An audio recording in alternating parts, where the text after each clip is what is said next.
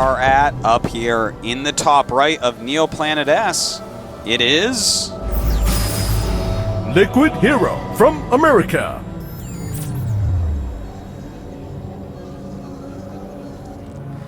And down in the bottom left, our Terran player, a Korean but lives in Europe right now. He is... Millennium 4GG from Europe.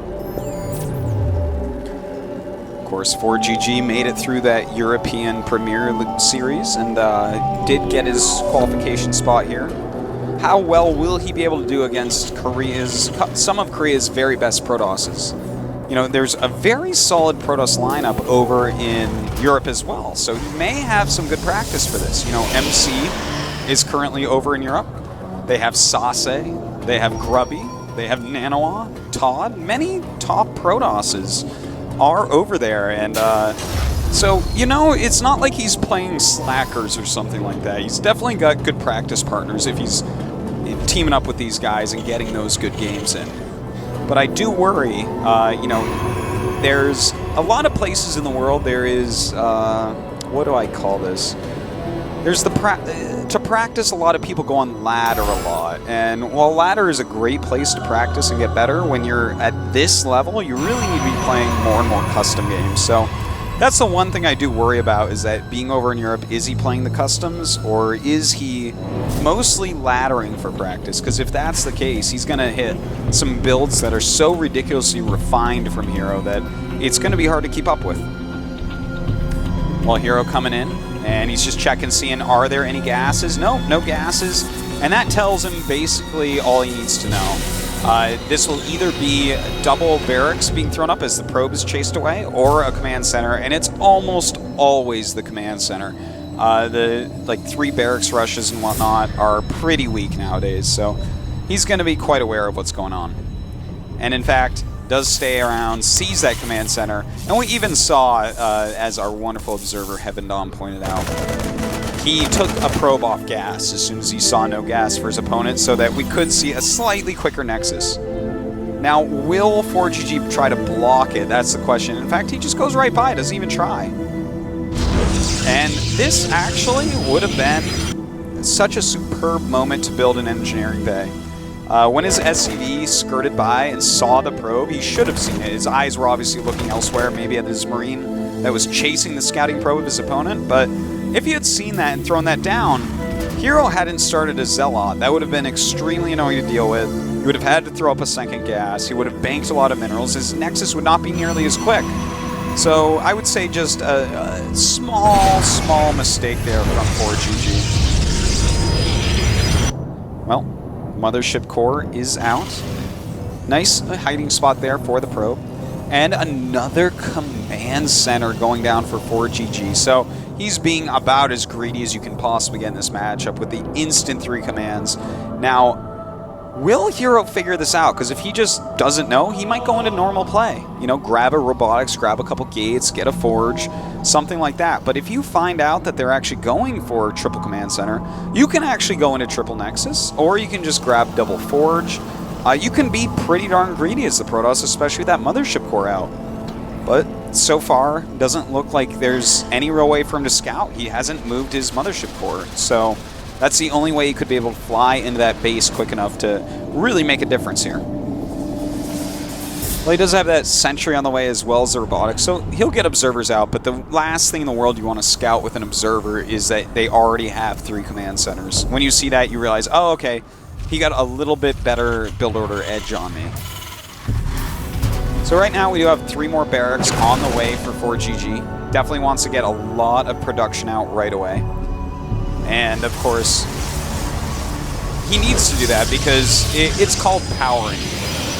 You get your economy really going, and then you get your production really going, and that's powering. And it's the harder you can power, the more powerful your macro will end up being. So he's basically all set as far as that goes. It doesn't look like we are going to see any sort of aggression from a Hero. Hero's playing pretty normal here. His gateway's going a little bit late, which is good. It's actually a very good thing to see that that gateway didn't start till about 6:40.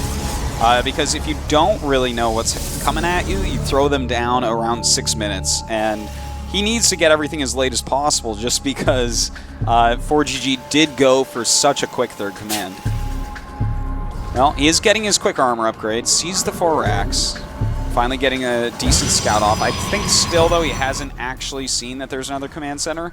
Although at this point, he has to be wondering, why is this what I scouted? 4 racks on this side with 1 add-on. That's kind of a fishy set of buildings. So I think Hero's starting to put 2 and 2 together, especially with this observer coming in. He should realize, oh, there's not enough Marines here that this is some sort of really weird, like, combat shield rush timing or anything like that. So he should be figuring out about now, his brain should be putting it all together that this is, in fact, a really, really greedy opener. Especially now that he sees that factory. Now he knows, even though he hasn't seen it. So he has to decide what to do here, and I like it. He throws, well, I don't know if I like it because I don't know exactly what he's going to do. He is throwing down the robotics bay and 2 more gates. My first thought, because I've seen Hero do it in the past, and it's an okay thing to do against this. Oh, by the way, we actually have the hallucinated oracle. I guess I'll talk about that other thing in a moment. Hallucinated oracles are great because they actually scare Terran. They actually have to be very careful. This would be a really weird timing for an oracle. But he just gets a pretty good scout off, realizes and understands everything that's going on. Okay, so what I was talking about before with the Colossus and what I thought that Hero was going to do. The thing is, it wouldn't quite work at the timing that he got that robotics bay, but against a really quick triple command center, they get very slow starports, so you can actually do like a 2 or 3 range Colossus all-in with 6 gates. And it's very powerful, but it looks like Hero instead is going to go Blink plus Colossus. Now, I think he's going to stay on Colossus. I don't think he's going to switch into Templar Tech. We don't see any range yet, but if he goes into Templar Tech from here, then this is just a really weird delayed response, which Hero's way too good for that, I think. So, throws down that Nexus. And we'll be seeing, okay, yeah, the second Colossus, thank God. I didn't want to have to say that Hero is making the wrong choice. So yeah, he's going for Colossus Tech, and he's just getting upgrades, slowly but surely out of 1 Forge, getting his Blink as well. So he's going to be able to have a lot of Stalkers, and because of how late the starports are, he should always have enough Stalkers to stop the Vikings from crushing him. Because that's something that Terrans oftentimes will try, is just to get a nice big bunch of Vikings, kill off your Colossus, then kill you. But Hero should be fine because of the lateness of his tech and the fact that he's getting Blink right now. So we'll see how many Colossus he ends up making. You know, you can make between, if you're going to go actual Colossus tech, 2 to 4 is generally sufficient. And he's already started his 3rd, and he's getting Templar tech. So everything looks pretty normal, pretty good for Hero. And, you know, he is down by, what is this, about 26 supply right now? But that's actually okay, because Hero is someone who knows how to play from a slight deficit.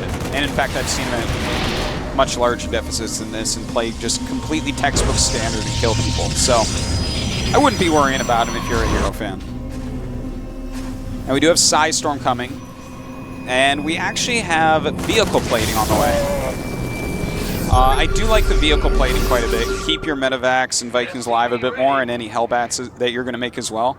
And there are some Hellbats, but I think they were just made for a drop, as opposed to going mass Hellbats in his army composition. Now, I wouldn't be surprised if he ends up going for that, but he's making them kind of half-assedly, if that makes any sense. He made 2, then waited a couple minutes, then made 2 more. You know, having a few of those in your army, like if you have 6 or more Hellbats, it's really going to hurt the Zealot count. And the Zealot count is what you put your extra minerals into, because you're spending all your gas as Protoss. So Hero's going to have to be very careful about any engagements. Both avoiding Zealots clumping up into those Hellbats, and perhaps even avoiding engagements at all. I think it's a lot of times better to actually engage like that, but that was really, really sloppy. And now he's in a ton of trouble. Oh my god, he's just going to die. Yeah, he's about to die. There's not... This is too much damage right here. This is pretty easy for 4GG to break through. He would need a lot of Psystorms to end up pulling this. In fact, that was the wrong Nexus to Nexus cannon. Hero in a lot of trouble here. 4GG is crushing right through. And, well, you know, this was kind of a weird one in some ways. Not necessarily overwrite this second, but with this amount of damage done by 4GG, the odds of him losing this game are almost nil. Like, he can lose his whole army, and he is completely fine because he's killed off all the tech of his opponent. Okay, so Hero just